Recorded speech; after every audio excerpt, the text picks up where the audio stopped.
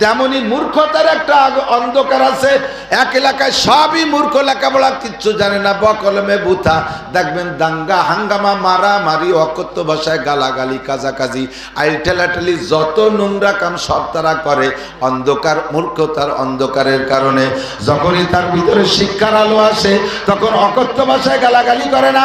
একজন ডিসি সাহেব, একজন ওসি সাহেব, একজন এসপি সাহেব, একজন বিসিএস ক্যাডার, একটা MA পাস লোক, একটা BA পাস লোক, একটা IA পাস লোক, এ কখনো পরের ঘরে শিং দেয় না। আশা করি পরের মেয়েকে অপহরণ করে না।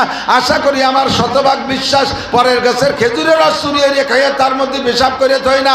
আরে মুরগি চুরি করে না। এই সমস্ত আকাম কুকাম শিক্ষিত লোক করে না, পরের মাথায় বাড়ি দেয় না। ও মূর্খতার যে অন্ধকার, তার ভিতরে শিক্ষা আসার কারণে অন্ধকার কেটে আলোকিত হয়ে যায়।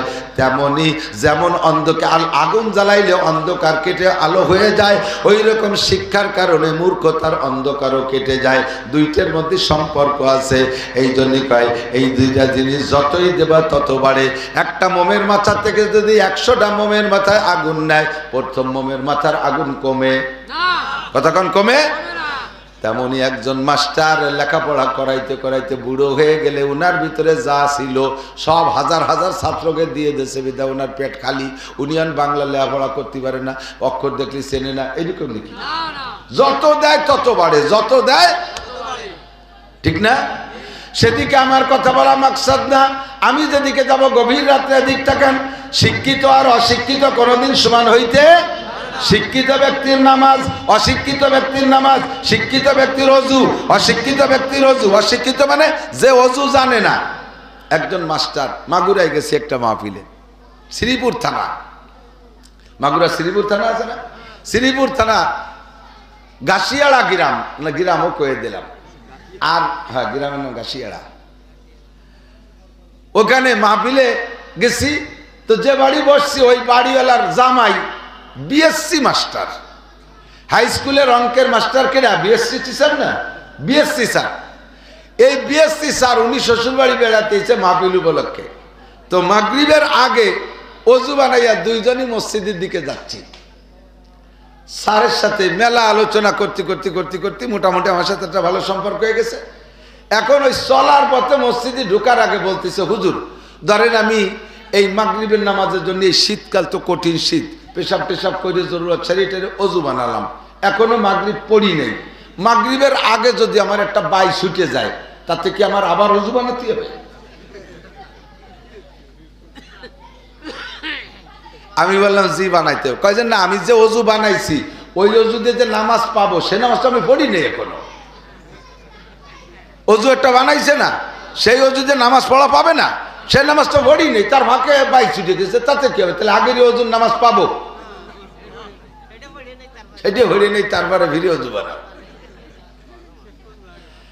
আমি কইলাম স্যার অজু ভাঙ্গার কারণ 7টি। কয়টি? 1 নম্বরে পেশাব পায়খানার রাস্তা দিয়ে কোনো কিছু বাহির হওয়া। অজু আপনি যতবার বানান আর যতবার এই অ্যাক্সিডেন্ট ঘটবে অতবারই আপনার অজু ছুটিয়া যাইবে। BSc টিচার অঙ্ক জানে, ইংরেজি জানে, বাংলা জানে, দুনিয়ার সব জানে, কিন্তু অজুর মশলা জানে না। আল্লাহু আকবার। এবার অজুর মশলা জানে কিনা? সমাজে একেবারে নিচু মানের একজন লোক পেঁয়াজ লাগায়, পরের বুঝি কামলা কিসেন দেয়, লেখাপড়া বকলমে বুথা, তবলিগে 3 চিল্লা দিয়া অজু ভাঙ্গার কারণ জানে, অজুর ফরজ 4টে জানে, অজু ভাঙ্গার কারণ জানে, গোসলের ফরজ 3টে জানে, গোসল ভাঙ্গার কারণ জানে, নামাজের ফরজ 13টা জানে, নামাজের ওয়াজিব 14টা জানে, নামাজ ভাঙ্গার কারণ 19টে জানে, নামাজের 2 রাকাতে 28টে সুন্নতে মুআক্কাদা জানে। এবার আপনি বলেন এই লোকটা আর ওই BSc টিচার দুইজনের মধ্যে শিক্ষিত কে আর অশিক্ষিত কে?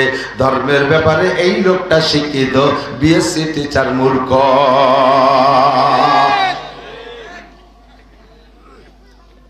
ঠিক না? কারাহা বা কলকে আরি জুমলা রাস বা খোদা তদবির হিলা কায়রাওয়াস। আল্লাহ পাক বলেন তোমাদের কাছে জিজ্ঞাসা করলে তোমরা বলবা না, সঠিক জবাব দিবা না, আমি জবাব দিয়ে দেই। ইয়ারফাইল্লাহুল্লাযীনা আমানু মিনকুম ওয়াল্লাযীনা উতুল ইলমা দারাজাত। তো আল্লাহর কাছে সবচাইতে সম্মানী ব্যক্তি যার মধ্যে ঈমান আছে। এক নম্বরে ঈমানদার। ভালো করে বুঝে নেন, এক নম্বরে ঈমানদারের দাম সবচেয়ে বেশি। সারা পৃথিবীর যত নামি দামি প্রেসিডেন্ট আছে, যত প্রেসিডেন্ট আছে তারা যদি কাফের হয়, যত প্রধানমন্ত্রী আছে সব যদি কাফের হয়, প্রধানমন্ত্রী দামি পদ, প্রেসিডেন্ট দামি পদ, যত স্বরাষ্ট্রমন্ত্রী আছে, যত পররাষ্ট্রমন্ত্রী আছে, যত শিক্ষামন্ত্রী আছে, যত অর্থমন্ত্রী আছে, যত বিজ্ঞানী আছে, যত বড় বড় শিক্ষিত আছে, সবগুলো কাফের হয়ে যদি এক পাল্লায় ওঠে, আর এই সমাজের সবচাইতে নিচু মানের এই এলাকার এই বড় দিয়ার সবচাইতে একজন গরিব নিতান্ত অভাবী মানুষ, ওই লোকটা ঈমানদার কলেমা পড়ছে লা ইলাহা ইল্লাল্লাহ মুহাম্মাদুর রাসূলুল্লাহ, এই লোকটারে দাড়ি পাল্লার আরেক পাল্লায় উঠাই দেওয়া হয়েছে। বন্ধুরে, এই লোকটার পাল্লা ভারী হইয়া যায়। এক নম্বরে ঈমানদারের দাম বেশি। ওয়াল্লাযীনা উতুল ইলমা দারাজাত, আর ঈমানের সাথে যার মধ্যে ইলম আছে, ঈমানের সাথে যার মধ্যে ইলম আছে। নবী পাক আলেম আর জাহেল, আলেম আর মূর্খের মধ্যে পার্থক্য বুঝাইতে গিয়া একটা হাদিস বলেছেন, ফাদলুল আলিমি আলাল আবিদি কাফাদলি আলা আদনাকুম। তোমাদের মধ্যে ভালো করে জেনে নাও, ফাদলুল আলিমি আলাল আবিদ, একজন আলেম আর একজন আলেম না, কিন্তু বহুত বড় আবেদ। আবেদ মানে ইবাদত করে, বহুত বড় আবেদ। 5 ওয়াক্ত নামাজ জামাতে পড়ে, তাহাজ্জুদের নামাজ টাইম মতো পড়ে, ইশরাকের নামাজ টাইম মতো পড়ে, আবিনের নামাজ টাইম মতো পড়ে, শাস্তের নামাজ টাইম মতো পড়ে। একটা হজও করেছেন, 5টা উমরাও করেছেন, 50টা চিল্লা দিয়েছেন, মাসিক 3 দিন সময় লাগায়, বছরে একটা চিল্লা লাগায়, লক্ষ লক্ষ টাকা যাকাত দেয়, মসজিদের সভাপতি, মসজিদের মুতাআল্লি, ধর্মের কাজ একটাও কম করে না, কিন্তু লোকটা আলেম না, লোকটা বড় আবেদ। এই লোকটা আর একটা আলেমের মধ্যে পার্থক্য কতটুকু শুনে নাও। আমি মুহাম্মদুর রাসূলুল্লাহ আর তোমরা সাহাবাদের ভিতরে সবচাইতে নিচু মানের সাহাবার মধ্যে যতটুকু দূরত্ব, একজন আলেম আর ওই আবেদের মধ্যে তার চাইতে বেশি দূরত্ব। দূরত্ব মানে আলেমের দাম ওই আবেদের চাইতে 1000 গুণ বেশি। এদিক কষ্ট পাচ্ছে বুঝে নেন, একটু সময় আছে, একটু দরকার, আমার দিক তাকান। আল্লাহ, শয়তান একবার রাতের বেলা কার গোয়ালিতে গাদা একটা চুরিয়ে যায়নি, ইমামে গাজালি রহমাতুল্লাহ আলাইহি সম্ভবত হুজুরের বাড়ির কাছে আইনিয়া বাইরে আইছে গভীর রাত্রে। ইমাম গাজালি তখন তাহাজ্জুদ পড়ে জিকির করতেছে, বসে মুরাকাবা করতেছে। এর মধ্যে শয়তান বাইরে আইছে, খুব মিষ্টি সুরি, ওরে তো আল্লাহ তার কোনটা অভাব দেয়নি, সব কিছু পারে। আইসে বলতেছে, আবিল বাইতে গাজালি, আবিল বাইতে গাজালি, ইমাম গাজালি বাসা আছেন? তিনি বলতেছেন, মান আনতা, আপনি কে? ইমাম গাজালি বলতেছে, আপনি কে? তো জবাব দিচ্ছে, আনা রব্বুকা, আমি আপনার রব, আমি আপনার আল্লাহ। ইমাম গাজালি টের পাইছে কাম সারছে। তা কি আল্লাহ, কি খবর? তোমার নামাজ, কালাম, ইবাদত, বন্দেগী, তাসবিহ, তাহলিল, কুরআন, কিতাব সব কিছু দেখা আমি এত মুগ্ধ হয়ে গেছি, আমি আর আরশে আজিমে থাকতে পারি নাই। স্বয়ং তোমাকে সাথে করে আরশে আজিমে যাব বলে আমি বুরাক নিয়ে চলে আসছি। ইমাম গাজালি রে, আল্লাহু আকবার, স্বয়ং আল্লাহ চলে আইছে জান্নাতে বুরাক নিয়ে, বেহেশতে নিয়ে যাবে। ইমাম গাজালি বুঝে ফেলাইছে কোন আল্লাহ আইছে। তো বলতেছে, আল্লাহ একটু দাঁড়ান বাইরে। আল্লাহ রে কয়, আল্লাহ একটু বাইরে দাঁড়ান, ঘরে ঢুকেন না। কইয়েই তাকের বাড়ছিল কোড়া লাঠি, ওই দৌড়ে নিয়ে ব্যাতের লাঠি পিছনে আসতে সারিয়ে নিয়ে যাইয়ে দমা দম আল্লাহর ফিটি 3-4 মারি দিল। ওরে শালার বেটা, শালার আল্লাহ তোরে শেষ করে ফেলাই দেব। আমার মতো লক্ষ কোটি গাজালিকে এক পাল্লায় রাখলে যা হয়, বিশ্বনবী মুহাম্মদুর রাসূলুল্লাহ সাল্লাল্লাহু আলাইহি সাল্লামের একটা মিনিটের দাম তার চেয়ে বেশি। সেই নবীকে মিরাজে নেওয়ার জন্য আল্লাহ নিজে আসে নাই, জিবরাইল পাঠাইছে। আর শয়তান, তুই আইছিস আমার আল্লাহ সাথে ধোঁকা দিতি, তোরে সুলিয়ে ফেলাই দেবো। আল্লাহর বেটা আল্লাহ মায়ের খাইয়ে দৌড়ে আর কয় যে তুই গাজালি এলেমের বদৌলতে বেঁচে গেলি। কয় যে তাও তুই ধোঁকা দিয়ে যাচ্ছিস, আমি এলেমের বদৌলতে বাঁচি নাই, বাঁচাইছে আমার আল্লাহ। কে বাঁচাইছে? এই জায়গাতে দমাদম কয় বাড়ি খাইয়ে ও চিন্তা করলো যে বনি আদমের কাছে মায়ের খাইয়ে ঠকিয়ে যাব, এই মায়ের শোধ দিয়ে যেতে হবে। তো এ জায়গা না পারি আর এক জায়গা যাবো, যাই দেখে যে কদ্দূর যাই ওই গ্রামের আর এক পাশে এক বুজুর্গ এক পাবলিক ইবাদত করে, ওরকম সব ইবাদত কমপ্লিট, কোনো তাই সত্যি ত্রুটি নাই, একেবারে দস্তারখানা ছাড়ে না, ডিলা কুলুক বাদ নাই, মেসক বাদ নাই, সবকিছুতে পরিপূর্ণ। এ বুজুর্গ রাত্রে বসে বসে আল্লাহ বিল্লাহ করতেছে, জিকির করতেছে। ওখানে যে বলতেছে আপিল বাইতে ফুলান অমক কি বাসা আছেন? জি, কে বলছেন? আনা রব্বুকা, আমি আপনার রব, আমি আপনার আল্লাহ চলে আসছি। কেন আল্লাহ কি জন্যে? কয় তোমার ইবাদত বন্দেগীতে আমি এত মুগ্ধ হয়ে গেছি আর থাকতে পারলাম না। চিন্তা করলাম যে কারে ভাটাচ্ছি, কারে ভাটাবো, কিরা কয়েন যে নিয়ে ভুল করে, এই জন্য আমি নিজেই তোমার সাথে করে নিয়ে জান্নাতে নেওয়ার জন্য চলে আসছি। ও কি খুশিতে আর হুশ নাই, ওর তো আর এলেম নাই যে আল্লাহ এভাবে আসে না। উনি মনে করছে হতে পারে ইবাদতে আল্লাহ খুশি হয়ে চলে আসতে পারে।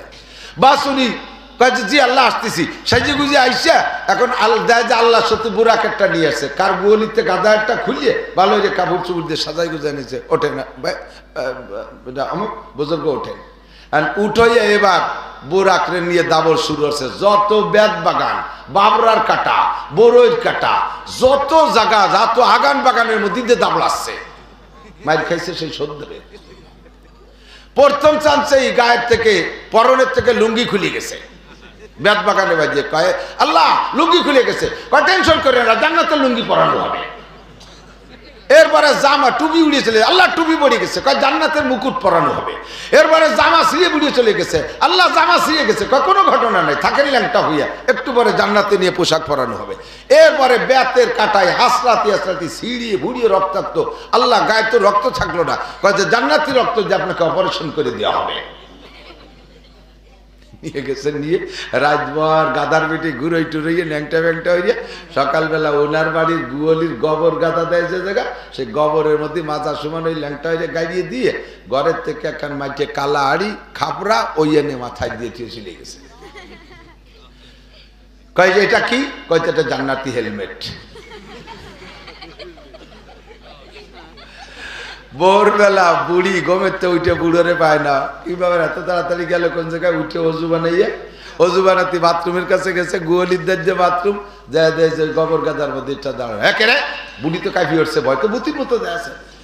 এখন ওই যাওয়ার সময় শয়তানে ওরে কয়ে গেছে, ও জিজ্ঞেস করছে আল্লাহ কোন জায়গায় আসলাম? কয়টা এটা হলো সিদরাতুল মুনতাহায় আসছি, যেখানে থাকেন সিদরাতুল মুনতাহা। এই সমান গোবরের মধ্যে দাঁড়াইয়ে সিদরাতুল মুনতাহা।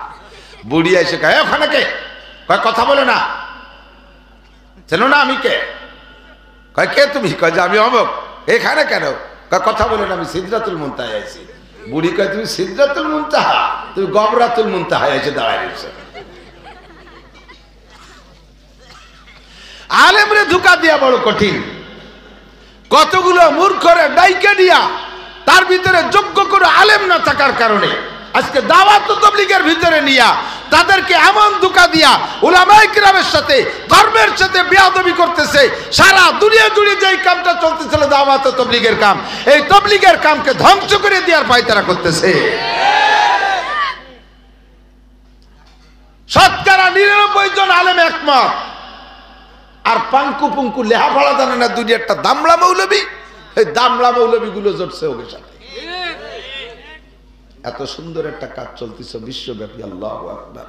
প্রত্যেক দিন আমি গত কয়েকদিন আগে পড়েছি, ভারতের একজন গবেষক হিন্দু, উনি বললেন যে ইসলাম ধর্ম যে সঠিক আমি এখনো স্বীকার না করলেও আমি বলতে বাধ্য, একমাত্র ধর্ম ইসলাম ধর্ম, ইসলাম ধর্ম সঠিক। এর প্রমাণ হলো 2015 সাল থেকে নিয়ে 2022 সাল পর্যন্ত আমি বিশ্ব জরিপ করেছি।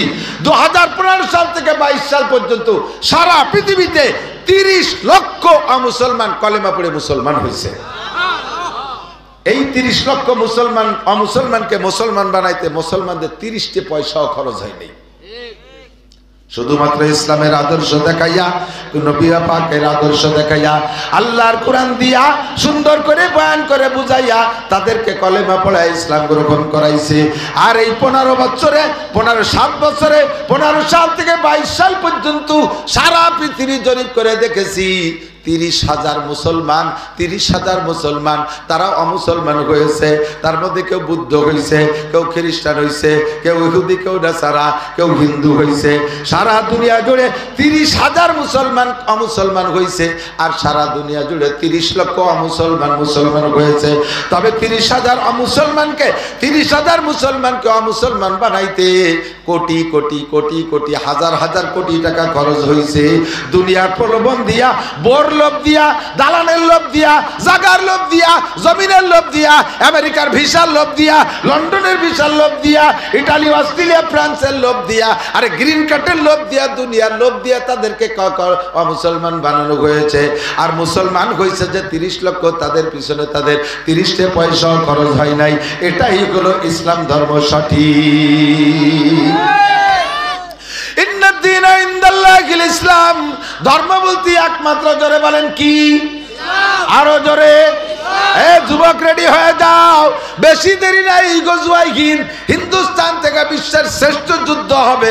আবার নবী 1500 বছর আগে ভবিষ্যৎবাণী দিয়ে গেছে। মনে হয় সময় কাছাই গেছে। এই সময় যদি মুসলমান ও মুসলমান যুদ্ধ লাগে, তোমরা কি নামবা না ঘরে বসে থাকবা? যুদ্ধের জন্য রেডি আছে, যুদ্ধের জন্য রেডি আছে। এক্ষুনি যদি আকাশে যাইতে প্রস্তুত, ধরে বলেন প্রস্তুত। অনেকের হাত উঠান নাই ও বন্ধু, অনেকের হাত উঠান নাই। আরে যা লাগুক আর না লাগুক, হাতটা উঠাইয়া সাক্ষী দেই কিয়ামতের ময়দানে গজওয়ায়ে হিন্দের যোদ্ধাদের সাথে আল্লাহ পাক আমাদেরকে জান্নাতি করবে। আল্লাহু আকবার, আল্লাহু আকবার। মাশাআল্লাহ, জাযাকুমুল্লাহ। এই সময় কোন প্রকার ফিতনা আমরা মেনে নিতে রাজি। দাওয়াত ও তাবলীগের মাধ্যমে ডেলি 1000 করে অমুসলমান কলেমা পড়ে মুসলমান হচ্ছিল। ডেলি 1000 অমুসলমান কলেমা পড়ে মুসলমান হচ্ছিল। এমন সুন্দর একটা কাজের ভিতরে বাধা সৃষ্টি করছে ওই ইসরায়েলি নেতানিয়াহুর গোষ্ঠী। ওখান থেকে পয়সা দেয়।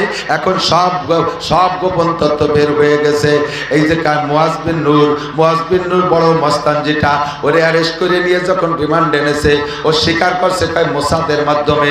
মোসাদ ইসরায়েলের গোয়েন্দা বাহিনীর গোয়েন্দা গ্রুপের নাম হলো মোসাদ। ওই গোয়েন্দার প্রধানের সাথে এরা সবসময় এই কি বলা হয়, ওয়াসিফ সাহেবের ছেলে উসামা আর এই মুয়াজ বিন নূর, এরা সবসময় যোগাযোগ রাখে। ওই মোসাদের টাকার মাধ্যমে দেশে কামগুলো করে। বাংলাদেশের টঙ্গীর ময়দানে 18 সালে যখন ওরা তালবি আলিমদেরকে মারছিল, যেদিন এখানে মারামারি হয়, ওই দিন সেই ইরা সাহেব, সাদ সাহেব ইসরায়েলি যে নেতানিয়াহুর সাথে আলোচনা করে, ওখান থেকে পাওয়ার দেয় আর এখান থেকে মারে। আর ওদের সাথে আছে আমেরিকা আলা। মুসলমানকে দুনিয়া থেকে ধ্বংস করবে। ইসলাম নিধন আন্দোলন, কুরআন নিধন আন্দোলন, মুসলমান নিধন আন্দোলন, এটাই তাদের উদ্দেশ্য। তারা তাবলীগের কিছুই করে না, শুধুমাত্র নাম কি আসতে ময়দানে আমাদেরকে ধোঁকা দেওয়ার জন্য আসছে। ধোঁকাবাজদেরকে চিনে ফেলাইছি এই বছর 31 জানুয়ারি, 1-2 ফেব্রুয়ারি, 31 জানুয়ারি, বলেন 31 জানুয়ারি, 1-2 ফেব্রুয়ারি টঙ্গীর ময়দানে উলামায়ে কেরামের নেতৃত্বে ইজতেমা হবে। আমরা এখানে যাবই যাব ইনশাআল্লাহ। মুসলমান এবার ইজতেমায় যাইবা, অন্যবার না গেলে এবার যাবা। আসুক এবার ইজতেমা। আমি বলেছি, আমি দাবি করেছি ইজতেমা 3 দিন নয়, 1 সপ্তাহ যাবত প্রয়োজন হয় ইজতেমা করব, মাঠে ইজতেমা করব। আয় কে কে আসবে ইজতেমা করতে? পরের পর্বে আয়। ইনশাআল্লাহ ইজতেমা এবার একবারই হবে, দেখাই ছেড়ে দেবে ইজতেমা ইনশাআল্লাহ। আল্লাহ তাআলা মুসলমানদের শান ও মান বাড়ায় দিক, বলেন আমিন। উলামায়ে কেরামের সাথে থাকার তৌফিক দান করেন। আলেমের সাথে তাবলীগে যাবেন, ইনশাআল্লাহ শিখতে পারবেন। হাজার হাজার মাসালা আছে, যে মাসালা না জানা থাকার কারণে আপনার নামাজ হচ্ছে না। নবী পাক বলেন, এর একটা মাসালা শুনবা, শিখবা, আমল করা ছাড়াই শুধু শুনলে এবং শিখলে। শিখার সময় আমলের নিয়তে শিখবা, শোনার সময় আমলের নিয়তে শুনবা, তাতেই তোমাকে লাগাতার 60 বছর নফল নামাজ ও নফল রোজার নেকি দান করা হবে। নবী পাক বলেন, মাজলিসু ফিকির খায়রুম মিন ইবাদাতি 60 সানা। মূর্খদের সাথে গেলে কি শেখা যায়? মূর্খদের সাথে গেলে এক মূর্খ আমির আর কতগুলো মূর্খ সে জায়গা মামুর হয়ে গেছে। এই মূর্খ ওই মূর্খদেরকে কি শিখাবে? শুধু রান্না বান্না খাওয়া শিখাবে আর একটু দাওয়াত দেওয়া শিখাবে, তাই ছাড়া কিছু শিখাইতে পারে না। আমি 2013 সালে 20 জনের একটা জামাত নিয়ে গেছি। ওই জামাতের ভিতরে 12 জন ছিল স্কুল কলেজ স্টুডেন্ট। এই 12 জন স্টুডেন্টকে আমি কলেজের ছাত্র, হাই স্কুলের ছাত্র, তারা আলিফ বা কিছুই জানতো না। আমরা 3 জন আলেম ছিলাম, 3 জন আলেমে মিলে এই 12 জনরে ভাগ করে নিয়া 38 দিনে তাদেরকে আলিফ বা থেকে কোরআন শরীফ পড়া শিখাইয়া 8 পারা সবক পড়ায় বাড়ি আনছি।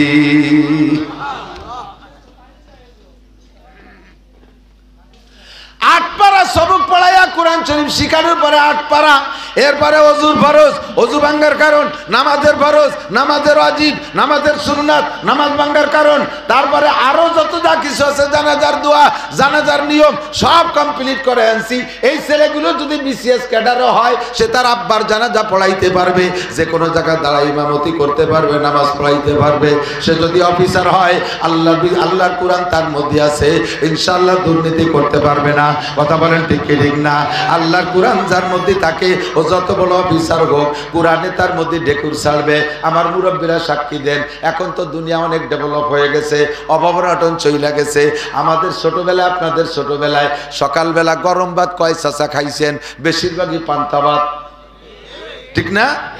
পান্তা ভাত, পান্তা ভাত আর গলা ডিশ পানি, কাঁচা মরিচ আর পিঁয়াজ দিয়ে, মরিচ দিয়ে, চিনি থেকে মাহাইয়ে গড় গড় করে চুমুক দিয়ে খাইয়ে ডাঙ্গায় চলে যেতেন, শখে চলে যেতেন। যাইয়ে 2 কাপ দেওয়ার পরে 3 বার পেশাব করলে সাপ পেট খালি, কিছু থাকতো না পেটে। এই সকালবেলা পান্তা ভাত খাইতো কি দিয়ে? কাঁচা মরিচ আর পেঁয়াজ দিয়ে না? কাঁচা মরিচ আর পেঁয়াজ। এরপরে দুপুরবেলা এসে ভালো ভালো খাইছে, কিন্তু আসরের দিকে ডেক ছাড়ে, গাড় করে ডেক ছাড়ে, ডেকের মধ্যে পেঁয়াজের গন্ধ। সকালে পেঁয়াজ খেলাম, তারপরে দিয়ে কতটা খেলাম, সেই পেঁয়াজের গন্ধই সন্ধ্যের সময় পাওয়া যায়। কে দিনের শুরুতে যা খাও তার প্রভাব পেটের মধ্যে থেকে যায়। এই জন্য যত ভালো খাও, সে সকালে পেঁয়াজের ডেক সন্ধ্যে পর্যন্ত পাবা। তেমনই জীবনের শুরুতে যদি কোরআন খাওয়াই দেওয়া হয়, ওই ছেলেটা IA, BA, MA, BCA, doctor, engineer যত বড় অফিসার হোক না কেন, ও যে জায়গা যাবে তার ডেকুরির মধ্যে কোরআনের গন্ধ বের হবে। ও কখনো দুর্নীতি করতে পারবে না, কোরআনে ওরাই হাত ব্রেক করে ফেলবে। কথা কন? আমরা গালাগালি করি না, হুজুররা কাজায় না। হুজুরকে মুখে গালি শুনছেন নাকি? গালি দেই না কেন? জানি নে তাইতে দেই না নাকি? কাজাকাজি জানি নে তাই মনে হয় নাকি? পাল্লা দেবেন কাজাইয়ে? মুখ দিয়ে করতে পারবো না, খাতায় লেহে দিতে পারবো। আপনারা জানেন শুধু ভাঙ্গা, ফরিদপুর, গোপালগঞ্জের কাজাকাজি, আর আমি জানি সারা বাংলাদেশের গালাগালি। ডেলি সপ্তাহে 10টা-20টা ডিস্ট্রিক্ট আমি অতিক্রম করি, সব জানি, কিন্তু বলতে তো পারলাম না কোনোদিন। ঠেকাইল কে? ভিতরে কোরআন শরীফ আছে, যে কোরআনের ডেক বাড়ি, কাজানির ডেক বাড়ি হই না, কোরআনে ব্রেক করে ফেলাইছে। কথা কন? এই জন্য কোরআনের শিক্ষা দরকার। উলামায়ে কিরামের সাথে তাবলীগি যাবেন, আলেমরা রমজানে বেশি যায়, রমজানে চিল্লায় যাবেন। ইস্তেমার থেকে উলামায়ে কিরাম যায়, ইস্তেমার থেকে চিল্লায় যাবেন। ইনশাআল্লাহ আলেমদের সাথে ঘুরলে কোরআন শরীফ পড়া শিখবেন। 5 জন বুড়ো মানুষ নিয়ে গেছিলাম ওই জামাতের ভিতরে। বুড়ো মানুষের ব্রেন কম হয়ে যায়, আঠাইয়ে মাটি শক্ত হয়ে গেলে যেমন ওর মধ্যে কিছু খুশলি রয়ে না। পোলাপানের বেরেন থাকে নরম কেদার মতো, যা দিয়ে তাই মনে থাকে। ছোটবেলা যা পড়ছি এখনো মনে আছে। কথা কন? ঠিক না? ওই যে ছন্দ পড়ছি শেষ সময় বয়স 6-7 বছর, তাই আজও মনে রয়েছে। আরো বহু কবিতা মনে আছে। কিছুতে তার নাই কেরুসি, বন্ডা মেটাই ফুল কলুসি, কেক পিরিষ্টি, আইসক্রিম, ফল ফলাদি, ফুচকা ডিম, তেল মুড়ি কি ঝাল বাদাম, সব চকলেট চুইংগাম, খাইনা পুডিঙ্গির বোলাও, যতই মাথায় হাত বোলা, ভাল লাগে না কিছু তার করেই আছে মুক্তিবার, যা খেতে দাও তাতেই বেজার ধরছে, 1000 দস্ত রুটি, অনেকক্ষণের চেষ্টাতে জানবে সবাই চেষ্টাতে, এরক সারে পড়লে পাতে চকবাজারের গোস্তা রুটি। জিয়াউর রহমানের সময় উনি যখন প্রেসিডেন্ট হয়েছে, আমি তখন 3তে উঠছি। সেই সময় 3 সয়নিকা বইতে এই বই পড়ছি। তার তো জীবনেও মস্ক করিনি। আজ মনে 40 বছর পরে তা কিভাবে মনে রয়েছে, 40-45 বছর পরে। আল্লাহু আকবার। বুড়োদের ব্রেন কম। এই 5 বুড়োর এই 38 দিন চেষ্টা কইরা অক্ষর চিনা শিখে ফেলাইছিলাম, 29টা হরফ মুখস্থ করাইছি, জের জবর বেশের ব্যবহার শিখে ফেলাইছিলাম, যজম তার দিদ শিখে ফেলাইছি। আর একটা চিল্লে থাকতে পারলে বুড়ো কাডারে কোরআন শরীফ পড়া শিখাইতে পারতাম। এইটা হলো ফদলুল আলিমে আলাল আবেদে কাফদলি আলা আদনাকুম। শিক্ষিত আর অশিক্ষিত কোনোদিন সমান হইতে পারে না। শিক্ষিত মানুষের নামাজের কোয়ালিটি আলাদা। কথা বল। আর অশিক্ষিত মানুষ নামাজের মধ্যে নকল করে, জানে না তা কি হবে, নামাজের মধ্যে আরে কাইতে থাকে কিডা কি হরে তাই হরে। তো নামাজের মধ্যে দেয় যে পিরাই বাসের জন্য এই হরে, এরকম আছে না? তো চোখ কাজ করে দেখতে তো বুঝে উঠতে পারিনি আঙ্গুল কোনটা, শেষে সব কটার এক গুল্লি দিচ্ছে, যেটা একটা হবে তো। আল্লাহ কয় ম্যাট্রিক পাস করছিস নকল কইরা, তাই বলে কি নামাজও নকল করে পাস করা যায়? নামাজ শিখতে হবে। হুজুর আলাইহিস সালাতু ওয়াস সালাম বলেন সাল্লু কামা রাআইতুমুনি উসাল্লি। নামাজের দুইটা কাজ, কয়টা কাজ? দুইটা কাজ। দুইটা কাজের ভিতরে একটা কাজের মধ্যে 5টা শাখা, আর একটা কাজের মধ্যে হাজার হাজার শাখা। দুইটা কাজ, একটা হলো আল্লাহ পাক নিজেই বলেন ইন্নাস সালাতা তানহা আনিল ফাহশাই ওয়াল মুনকার ওয়ালা যিকরুল্লাহি আকবার। নামাজের 1 নম্বর কাজ হলো নামাজে নামাজিকে, কি বলছি, নামাজে নামাজিকে আকামের থেকে ফিরায়। এর ডাইরেক্ট গ্রাম্য বাংলা, কিসের থেকে ফিরায়? আকাম যা যা আছে, সুদের থেকে ফিরায়, ঘুষের থেকে ফিরায়, মিথ্যা থেকে ফিরায়, গিবাত থেকে ফিরায়, অপবাদ দেওয়া থেকে ফিরায়, বিড়ি খাওয়ার থেকে ফিরায়, তাড়ি খাওয়ার থেকে ফিরায়, গাঁজাবাদ থেকে ফিরায়, সুদের থেকে ফিরায়, ঘুষের থেকে ফিরায়, জিনার থেকে ফিরায়, আইল খেলার থেকে ফিরায়, আইল জাল দলিল থেকে ফিরায়, মিথ্যা সাক্ষী থেকে ফিরায়, মিথ্যা মামলা থেকে ফিরায়, বেপর্দা করার থেকে ফিরায়, বিড়ি সিগারেট থেকে ফিরায়, যত আকাম আছে সব অন্যায় থেকে নামাজে ফিরায়। জোরে বলেন কিসে ফিরায়? নামাজের কাজ হলে অন্যায় থেকে ফিরানো, এটা আল্লাহ বলেছেন। আর নবী পাক বলেন মান হাফাযা আলাস সালাওয়াত আকরামাহুল্লাহু বিখামসি খিসাল ইরফানহু যিকুলাইশ। যেই ব্যক্তি 5 ওয়াক্ত ঠিকমতো নামাজ পড়ে আল্লাহ তাআলা তারে 5টি পুরস্কার দেয়। 1 নম্বর পুরস্কার দুনিয়ায় তার অভাব থাকে না, 2 নম্বর পুরস্কার কবর আযাব হবে না, 3 নম্বর পুরস্কার ইউতিহিল্লাহু কিতাবাহু বিয়ামিনিহি, ডান হাতে তারে কিয়ামতে আমলনামা দেওয়া হবে। 4 নম্বর পুরস্কার ইয়ামুরু আলা সিরাতে কালবার, বিদ্যুৎ গতিতে পুলসিরাত পার হয়ে যাইবে।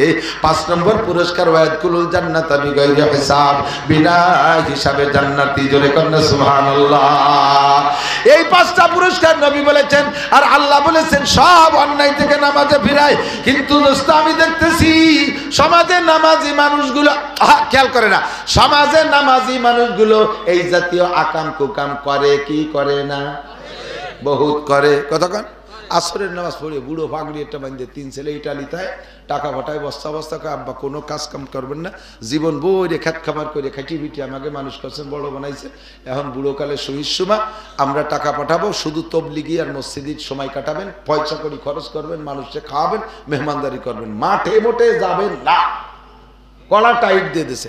কিন্তু যে বুড়ো বুড়ো হয়েছে খেত খামার কৃষি কাজ করতে করতে, ও বুড়ো বুড়ো কাল মরার আগ পর্যন্ত চক দিয়া গুল্লি না দিতে হলো পাল্টায় না। কতক্ষণ ঠিক না? এত পয়সা এত কিছু, তবুও বুড়ো কুপা একখান নিয়ে আসরে পরে আসরের নামাজ পড়ে পাগড়ি একটা বানিয়ে দিয়ে হাতের 500 দানার তসবিহ একটা নিয়ে জিকির করতে করতে চলে যায় মাঠে। যাইয়ে মাঠের জমির মাঝখানে কোনো কাজ না, সব কাজ ওনার আলিফ বাদ দিয়ে, অথচ নামাজ পড়ে। এরকম আল্লাহওয়ালা মানুষ আছে না? আপনারা বলে নামাজে আইল খুঁচাতে হবে, ভিড়ে বেতা তো ভিড়েই না, ঘটনা কি? এই ঘটনাটাই এলো জানতে হবে। এদিক টাকা আপনারা কৃষক যারা আছেন, এখন তো সব হাল নাঙ্গল হয়ে গেছে মেশিনই, তাই তো? একসময় গরু দিয়ে হাল চাষ করতেন না? গরু দিয়ে হাল চাষ, গরু দিয়ে হাল চাষ করতে কি কি লাগে চাষ করতে? 2টে গরু লাগে, 1 নম্বরে 2টে বলদ গরু লাগে। 4 লাখ টাকা দিয়ে 2টে গরু কিনছেন, ভালো মানের গরু। লাঙ্গল বানাইছেন লোহা কাঠ শাল কাঠ দিয়ে। ফাল দেশের বড় লোক মানুষ সোনার লাঙ্গল কয় যে সোনার ফাল দিয়েছেন, সবকিছু সুন্দর সুন্দর, ঠিক আছে। এখন এই লাঙ্গলির ইস কয় না লম্বা, যেটা মনে আছে নাকি? এদানিং পোলাপান কতদিন পরে ইস করলি, কেউ ইস ইস চেনবে না। এই ইস যেটা লম্বা ওইটা লাঙ্গলির মধ্যে ঢোকে, পিছনে নিচে আইসা ওই ইসের গোড়ায় পিছন পাইতে একটুক একটা কাঠ দেয়, ইস্তেয়া। কি কয়? ইস্তেয়া। 4 লাখ টাকার গরু আছে, সোনার লাঙ্গল আছে, লোহা কাঠ শাল কাঠ দিয়ে বানাইছেন, সবকিছু সুন্দর, পিছনে ওই একটুক একটা খুঁটু হলে ইস্তেয়া, এই ঠুক দেন নাই, চষা যাবে? চষা যাবে? জমি চাষ হবে? ফসল হবে? কিচ্ছু হবে না। এই যুবক, তুমি ইস্তে মিস্তে বুঝতেছো না? বুঝছি, তুমি আলনাঙ্গল দেখো নাই, তুমি যাবো তো তাই সব তোমারে কই। 6 লাখ টাকা দামের মোটর সাইকেলে সব ওকে নতুন গাড়ি কিনে নিয়েছো, শুধু বাল্ব টিউব নাই একটাই, 1 চাকায় কি নাই? হাওয়া দেওয়ার যে বাল্ব টিউব এইটা খালি নাই, গাড়ি চলবে? গাড়িরে তুমি চালাতে পারবা? তোমারে গাড়িতে চালাবে, ঠেলি বেড়াবার কিরম ঠেয়। মোটর সাইকেল চালায় যে শান্তি, তার চাইতে ঠেলতেই শান্তি বেশি। আরো যদি কেদা হয় পাংচার হয়ে যায়, কি যে মজা। মনে হয় খালের মধ্যে ঠেলি ফেলাইতে আইতেছিলি যে, ঠিক কিনা? আল্লাহু আকবার। 5 লাখ টাকা দামের গাড়ি আছে, নাই শুধু বালতিও। এই গাড়ি যেমন চলে না, 4 লাখ টাকার গরু সোনার নাঙ্গল, পিছনে একটু একটা খুঁটো নাই, তাতেই আপনার লাঙ্গল যেমন চলে না। আপনার নামাজের মধ্যে অনেক অনেক কিছু আছে বাবা, শুধুমাত্র ছোট্ট একটা ইস্তে নাই, একটু একটা বালতিও পড়ে গেছে, তার কারণে আপনার নামাজ নষ্ট। এই নামাজে কোনোদিনও আপনারা আইল কুচাতে ফিরাইতে পারবে না, দুধে পানি দেওয়ার থেকে কমে ফিরাইতে পারবে না, মাপে কম দেওয়ার থেকে ফিরাইতে পারবে না, মাপে বেশি আনার থেকে ফিরাইতে পারবে না, গিবাত শিকার থেকে ফিরাইতে পারবে না, বিড়ি সিগারেটতে ফিরাইতে পারবে না, ব্যারাকাডামস কারিতাস বিআরডিবি স্বনির্ভর জাগরণী চক্র আশা প্রশিকা গ্রামীণ ব্যাংকের থেকে সুদে কারবারেতে ফিরাইতে পারবে না, জাল দলিল মিথ্যে সাক্ষী মিথ্যে মামলা থেকে ফিরাইতে পারবে না। কারণ যেই নামাজে ফিরেবে সেই নামাজই আপনার হয় না। ছোট্ট একটা পিন পড়ে গেছে, ছোট্ট একটা বাল্ব টিউব পড়ে গেছে, ছোট্ট একটা ইস্তে পড়ে গেছে লাঙ্গলের পিছনের থেকে, এইটি আপনার জানা নাই। এর একটা মাসালা শুনলে শিখলে আল্লাহ নবী বলেন খায়রুম মিন ইবাদাতি সিদ্দিনা সানা, লাগাতার একটানা 60 বছর নফল নামাজ ও রোজার চাইতে বেশি নেকি। বলবো দুই একটা মশালা বলবো, আমার ইউটিউবের বয়ানের মধ্যে সবই আছে, শুনলে পাবেন। তারপরও সামনে শোনার বরকত আলাদা। আল্লাহ ইমামে আদিক ওযু বানাইছেন শীতকালে দিন আমার বাবারা, খেয়াল করেন। তার আগে আপনি পেশাব করতে গেছেন, পেশাব কইরা বুড়ো মানুষ পেশাব করতে গেলি তো ওই আগের মতো তো আর দূরই যায় না পেশাব।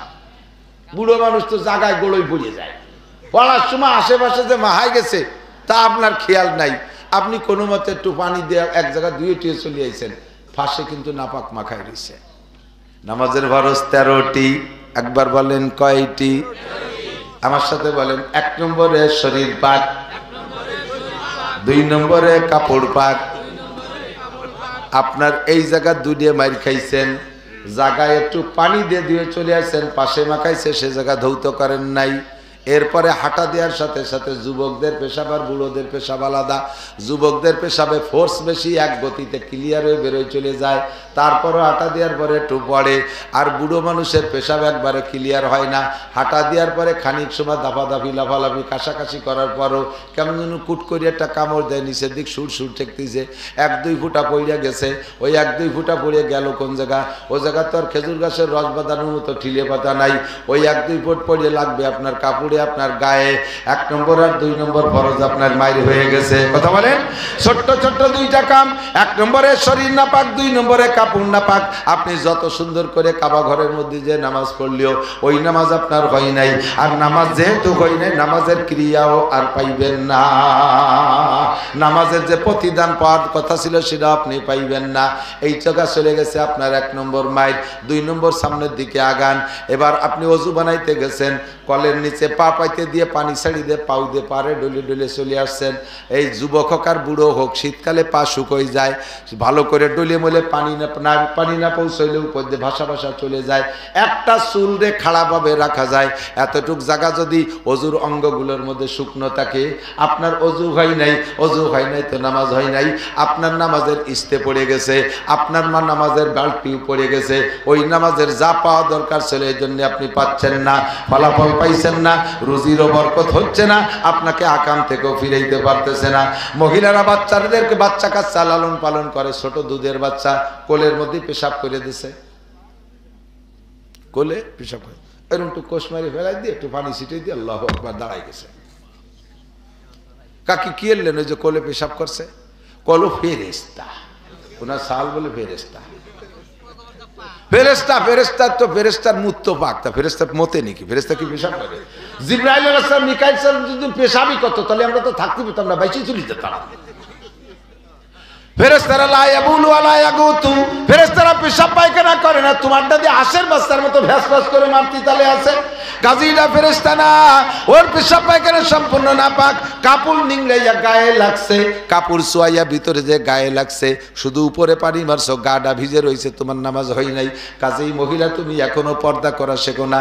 শরীয়তের তোমাকে অন্যায় থেকে জাত থেকে ফিরাবে নামাজে, এই ফিরাইতেছেন আর কারণ হলো তুমি বেপর্দা করতেছো, তোমার নামাজ হয় নাই। তুমি মিথ্যে কথা বলতেছো, নামাজ হয় নাই। মহিলা তুমি গালাগালি করো, তোমার নামাজ হয় নাই, গালাগালির থেকে ফিরতে পারছো না। স্বামীর সাথে বিয়াদবি করো, এটা অন্যায় করো, এই অন্যায় থেকে ফিরতে পারছো না, কারণ তোমার যেই নামাজে তোমার অন্যায় থেকে ফিরাবে সেই নামাজই তোমার হয় নাই। এক নম্বরে এই সমস্যা। আমরা পুরুষরা আর একটা শুনে নেই, আমার দিক তাকান। নামাজ পড়তে জানে একটা ছোট ছোট মশালা খুলি, যে মশালাগুলো ওই ইস্তের মতো আর বাল্ব টিউবের মতো ছোট, কিন্তু পাওয়ার খুব বেশি। সাইজই ছোট হইলে মশালা খুব বড় কঠিন। নামাজে দাঁড়াইছেন ইমাম সাহেব, এই ইমামের পিছনে নামাজে দাঁড়াইছেন, ইমাম সাহেব তকবীর বলছে, ইমাম সাহেব তকবীর, প্রথম তকবীরে তাহরিম, প্রথম যে তকবীর, এই তকবীর বলা ফরজ। এই তকবীর কি ইমামের উপরেও বলা ফরজ, মুসল্লিদের উপরে ফরজ। অনেক মুসল্লি জানে না যে এই তকবীর বলা ফরজ, মুখ বন্ধ করে খালি কানে হাত দেয়, ও দেখছে দাঁড়াই গেছে, মুখে আল্লাহু আকবার কই দিই। তোমার তো শুরুই হয়নি নামাজ, তার আর কি হবে? এই জন্যই তোমার নামাজে অন্যায় থেকে ফিরেতে পারে না। ইমামও প্রথম তাকবীর বলা ফরজ, মুসল্লিদের মুখে প্রথম তাকবীর বলা ফরজ। বুঝতে পারছেন কথা? আল্লাহু আকবার। এ জায়গায় আর একটা চিকুন মাসালা আছে। ইমাম সাহেব তাকবীর বলছে একটু টাইম নিয়ে, লম্বা করে, বড় জামাত হলে এরকম টাইনি পড়ে, আল্লাহু আকবার। ইমাম আল্লাহ করে আহুরে টানতেছে, আর আপনি শটে মারি দিয়েছেন আল্লাহু আকবার। হেসেন না, বুঝে নেন। ইমাম সাহেবের আল্লাহু আকবার বলার আগে, ইমাম সাহেবের আল্লাহু আকবার বলতে শেষে রওনা, এই ইমামেরটা বেরোনোর আগে যদি আপনারটা বেরোয় যায়, তাহলে আপনার ইমামের পিছনে ইক্তেদা হয়ে যায়, নামাজ হয় নাই। ওই নামাজে আপনার আকামাতে ফিরেতে পারে না। এই অ্যাক্সিডেন্ট হয় কি হয় না? ইমামের কিরাত শেষ হয়ে গেছে, রুকুতি যাবে না, উনিও জানে ওই কিরাত, রুকুতি এখনো যাই পারে নাই, উনি সানা সাইডে রুকুতি চলে গেছে, নামাজ বাতিল। ইমামের আগে কোনো কিছু করলে নামাজ নষ্ট। বুঝেন? এর এক একটা মাসালার দাম 60 বছর নফল নামাজ, নফল রোজার চাইতে বেশি দামি। বলেন না সুবহানাল্লাহ। আর একটা মাসালা বলি, এদিক তাকান। ইমামরা মসজিদে যে পাইছেন রুকুতে, ঢুকিয়ে দেন ইমাম কোন জায়গা? আপনি যদি ইমামরে রুকুতি পেয়ে যান, কতটুক পান? ইমাম সামি আল্লাহকে সা, সামি আল্লাহর সা করার আগে যদি আপনি রুকুতি যে একবার সুবহান রাব্বিল আযীম পড়ে সারতে পারেন, তাহলে রুকুটা পাইলেন। যদি না পারেন তাহলে ওই রুকু পান নাই। রুকু পান নাই তো রাকাতটা পান নাই, সালাম ফিরানোর পর ওই রাকাত আবার পড়তে হবে আপনার। মাসালা বোঝেন? এ কথা কেন বলো? উলামায়ে কিরামের কাছে একটু চর্বিতে চর্বণ মনে হচ্ছে, এ কয় কে? আরে ভাই, জানেন না আপনার মুসল্লির কি অবস্থা? হাজারো মুসল্লি জানে না, সে রুকুতি পাই নাই, ইমামের সাথে সিজদায় চলে গেছে, মনে হচ্ছে এই রাকাত পেয়ে গেছি, এরপরে সালাম ফিরিয়ে দিয়ে চলে এসেছে। হয় কি না? এরকম অ্যাক্সিডেন্ট দেখছেন না? এরকম এ ঝামেলা দেখছেন না? আপনার রুকুতি যে ইমামরে পাইতে হবে কটুক, সুবহান রাব্বিল আযীম একবার বলবেন, এরপরে ইমাম সাহেব সামি আল্লাহ কইছে, তাহলে আপনি রুকু পাইছেন। এখন ইমাম সাহেবের যদি এই রুকুটা আপনি পেয়ে যান, রাকাতটা পাইলেন। রাকাতটা পাইলে লাভ কি? ওই এক রাকাতের দাম 27 রাকাত। বলবেন না সুবহানাল্লাহ? সালাম ফিরানোর পরে যদি ওই এক রাকাত আলাদা পড়েন, ওটা এক রাকাতের সওয়াব। আর ইমামের পিছনে পেয়ে গেছেন, এক রাকাতের দাম 27 রাকাত। কাজেই যে কোনো ভাবে ওই রুকুটা ধরার চেষ্টা করতে হবে, রুকুটা ধরার চেষ্টা করতে হবে। এবার যারা আহলে হাদিস আছে তাদের কাছে একটু কইয়ে দিক তাকান, তাদেরকে একটু বলি, থাকলে একটু শুনে নেন, তারা একটু শিখে নেন, পারলে পরে আমারে জবাব দিয়েন। এদিক তাকান। তারা কয় ইমামের পিছনে কিরাত পড়া লাগবে, সূরা ফাতিহা পড়া লাগবে। যেই রেখাতে ইমামের পিছনে মুসল্লি সূরা ফাতিহা পড়ে নাই, ওই রেখাত হয় নাই। খুব বুঝতে হবে, খুব বুঝতে হবে। খেয়াল করেন, আপনারাও কোনো সময় আটকে গেলে এইটাতে জব দেবেন, ধরে ফেলবেন। শুনতেছেন? বুঝতেছেন? আমি আগেই বলে দিচ্ছি, ক্লাসের মতো পড়াবো, সুরতাল আমার কিচ্ছু নেই, ক্লাস। যদি ওদের দাবি হলো যেই রাকাতে সূরা ফাতিহা মুক্তাদি পড়ে নাই ইমামের পিছনে, ওই রাকাত বাতিল। আবার ওই আহলে হাদিস আলারাই স্বীকার করে ইমামরে রুকুতি পাইলে সেই রাকাত পাওয়া হলো, ইমামরে রুকুতি পাইলে সেই রাকাত পাওয়া হলো। তাহলে ইমামরে যদি রুকুতি যাইয়ে পাইছে সুবহান রাব্বিল আযীম, তাহলে সেই রাকাতের সূরা ফাতিহা কোন জায়গা পড়লো? আর ওদিকে বলছো সূরা ফাতিহা না পড়লে ওই রাকাত বাতিল। টের পাইছেন কি কইছি? একটু টের পাইছেন কোন দিক? সূরা ফাতিহা ছাড়া যদি ওই রিকাত না হয়, তাহলে আর বলতেছো তোমরাও স্বীকার করো ইমামরা রুকুতি পাইলে ওই রিকাত পাওয়া হলো, তাহলে ওই রিকাতে সূরা ফাতিহা কোন সময় পড়বা? আগে পড়িয়ে তুইছো না পরে পড়বা? তাহলে তোমরাই তো কন, আপনারাই তো মানা আরো উল্টো পাল্টা তো তোমরা বাদাইছো, আমরা ওই রুম টাল্টু বাল্টু মশলা দিই না। ওই রিকাতে ওই রুকুতি গেলে সুবহানাল্লাহিল আযীম পাইলে হয়ে গেল। কথা বুঝে আসছে? এখন আমাদের স্বভাব আছে সাধারণ পাবলিকের, নামাজের শুরুতে অনেক কাজ থাকে। 1 নম্বরে ইন্নী ওয়াজহাতু, 2 নম্বরে নাওয়াইতুয়ান উসাল্লিয়া লিল্লাহি তাআলা আরবা রাকাতা খামসাতা সিত্তাতা সাবাতা গুটি খানি কয়ে মুতাজ্জিন রাজাতিল ইকরাদাতি বেজালি এমান কাবাতি শরীফতে আল্লাহু আকবার। এই এতটা কতি কি ইমাম সাহেব থাকবে ওই জায়গা? ইমাম সাহেবকে কবে তুমি বডি টডি আসো, আমি আসি। এরপরে আল্লাহ আকবরকে সানা বাঁধতে সুবহানাক আল্লাহুম্মা, এত তাল করতে ইমাম সাহেব তো চলে আসে, রিকাতটা পাইলেন না। পরে ওই রিকাত পড়তে হবে একা এক রিকাতে সব পাবেন। কাজে আপনার এখানে কি করতে হবে? ইন্নী ওয়াজহাতুর দরকার নাই, নাওয়াইতুয়ানের দরকার নাই, আপনার সানা সুবহানাকার দরকার নাই, 2টা তাকবীর লাগবে। কয়টা তাকবীর? আবার 1 তাকবীর দিয়ে দিলে রুকুতি চলে যান, আল্লাহু আকবার করতে মারি দিয়েন না। 2টা তাকবীর বলবেন, একটা তাকবীরে তাহরিমা আর একটা তাকবীরে ইন্তেকালাত। আল্লাহু আকবার আল্লাহু আকবার, দ্রুত 2টা তাকবীর দিয়ে রুকুতি দিয়ে একবার সুবহানাল্লাহিল আযীম বলে ফেলতে পারলে রাকাতটা পেয়ে গেলেন, 27 রাকাতের সব পেয়ে গেলেন। বলেন না সুবহানাল্লাহ। মাসালাটাকে আমি একেবারে ফালতু মাসলা কইছি? এটা জরুরি মাসালা কিনা? যদি রুকু না পান তাহলে সিজদা গেলেও আপনি ওই রিকাতটা আবার পড়ে দিতে হবে। কথা কি বোঝা গেছে? মাগরিবের 3 রিকাত ফরজ নামাজ, ইমামের পিছনে পাইছেন 1 রিকাত। কয় রিকাত বাকি আছে? সালাম ফিরানোর পরে 2 রিকাত। এই 2 রিকাত কিভাবে পড়বেন? আমার পাশে একজন, আমি আর সে দুইজনে 1 রিকাত পাইছি, 2 রিকাত ফেল করছি। তা আমি তো কিতাবে যা পড়ছি সেইভাবে পড়ছি, আর উনার কিতাবে উনি যা পাইছে উনিও সেইভাবে পড়ছে। উনি পড়ছে একবারে সালাম ফিরানোর পরে 2 রিকাত পড়িয়ে 1 বৈঠক দিয়ে সালাম ফিরেছে, আর আমি পড়ছি প্রত্যেক রাকাতে বৈঠক দিছি। নিয়ম হবে কি? যদি 1 রিকাত পান, 2 রিকাত মিস করেন, সালাম ফিরানোর পরে উঠে প্রত্যেক রাকাতে বসতে হবে। ঠিক আছে না? উনি 2 রিকাতে একবারে বসে সালাম ফিরে গিয়ে ওত পাইতে বসে রয়েছে, রাগে ফুলতেছে, আমারে ধরবে, অ্যাটাক করবে। সালাম ফিরে কয়, হুজুর কিরম নামাজ পড়বেন? আলেম মানুষ নামাজ কালাম জানেন না, কি বললেন আপনি? আমি তো কি বললাম, মানে এইরকমই তো বলতে হবে। কয় আপনি জানেন না। আমি বললাম যে আপনি জানেন না। কয় যে আমি জানি না মানে? আমি বললাম যে আপনি যে এই যে 2 রিকাতে একসাথে পড়ে সালাম ফিরে নেন, এটা আপনি কোত্থেকে পাইছেন? কয় যে পা লাগবে না, নিজের একটা বুঝ আছে না। কি বুঝ আছে? কয় যে আল্লাহ তাআলা মাগরিবের 3 রিকাত নামাজে আমার কাছে 2 বৈঠক পাবে। মাগরিবের 3 রিকাতে কয় বৈঠক? 2 বৈঠক। তাহলে 1 বৈঠক তো আমি ইমাম সাহেবের সাথে দিছি, আর 2 রিকাত বাকি আছে, একবারে পড়ে বৈঠক দিয়ে দিলাম, 2 বৈঠক পাবে দিয়ে দিলাম। আর কি আর কি মশলা বুঝার কি আছে? আমার সে বড় যুক্তিবাদী। আমি বললাম দুদু, এ জায়গা যুক্তি চলবে না, প্রত্যেক রাকাতে বসতে হবে, প্রত্যেক রাকাতে বসতে হবে। ঠিক আছে না? আল্লাহ, আর একটা মাসালা একটু না কই পারতেছি না, বলবো? এটা খুব জরুরি। আপনারা যারা দ্রুত নামাজ পড়েন, ওলামায়ে কেরামের কাছে শুনে দেখেন, নামাজের ওয়াজিব 14টা। কয়টা? তার ভিতরে একটির নাম কওমা, আর একটার নাম জলসা। কওমা আর জলসা কাকে বলে? রুকুর থেকে পুরো টান হয়ে দাঁড়ানোর নাম কওমা। যদি আপনি রুকুর থেকে একটু মাথা ঝাঁকি দিয়ে আবার সিজদায় চলে যান, আপনার ওয়াজিব তরক হয়েছে। এটা যদি ভুল করমে করেন, শেষে সিজদা দিতে হবে। আর এইটা যদি আপনার অভ্যাসে পরিণত হয়, তাহলে জীবন ভরে যতবার এই করছেন সব নামাজ বাতিল, আবার করতে হবে।